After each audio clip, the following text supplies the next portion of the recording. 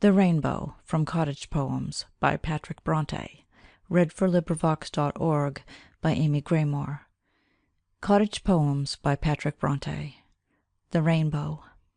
The shower is past, and the sky o'erhead is both mild and serene, save where a few drops from on high like gems twinkle over the green, and glowing fair in the black north the rainbow o'erarches the cloud. The sun in his glory comes forth, and larks sweetly warble aloud. That dismally grim northern sky says God in his vengeance once frowned, and opened his floodgates on high, till obstinate sinners were drowned. The lively bright south and that bow say all this dread vengeance is o'er. These colours that smilingly glow say we shall be deluged no more. Ever blessed be those innocent days, ever sweet their remembrance to me, when often in silent amaze enraptured I'd gaze upon thee, whilst arching adown the black sky thy colours glowed on the green hill. To catch thee as lightning I'd fly, but you eluded my skill.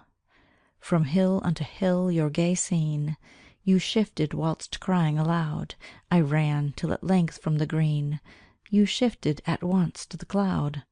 So vain worldly phantoms betray the youths who too eager pursue, when ruined and far led astray, delusion escapes from their view. Those peaceable days knew no care, except what arose from my play, my favourite lambkin and hare, and cabin I built o'er the way. No cares, did I say? Ah, I'm wrong. Even childhood from cares is not free. Far distant I see a grim throng shake horrible lances at me. One day, I remember it still, for pranks I had played on the clown who lived on the neighbouring hill, my cabin was trod to the ground. Who ever felt grief such as I, when crashed by this terrible blow? Not Priam, the monarch of Troy, when all his proud towers lay low. And grief upon grief was my lot. Soon after my lambkin was slain. My hare, having strayed from its cot, was chased by the hounds o'er the plain. What countless calamities teem from memory's page on my view! How trifling soe'er you seem, yet once I have wept over you. Then cease, foolish heart, to repine. No stage is exempted from care. If you would true happiness find, come follow, and I'll show you where. But first let us take for our guide the word which Jehovah has penned. By this the true path is descried, which leads to a glorious end. How narrow this path to our view, how steep an ascent lies before, whilst foolish fond heart laid for you our dazzling temptations all o'er. What byways with easy descent invite us through pleasures to stray, whilst Satan with hellish intent suggests that we ought to obey. But trust not the father of lies, he tempts you with vanity's dream. His pleasure when touched quickly dies, like bubbles that dance on the stream.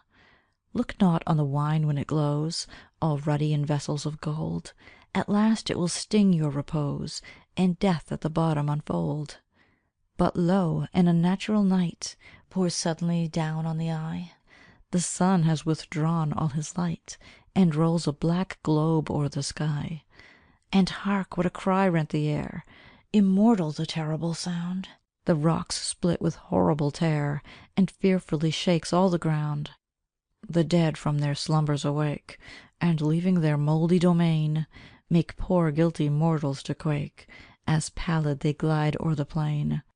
Sure nature's own God is oppressed, and nature in agony cries.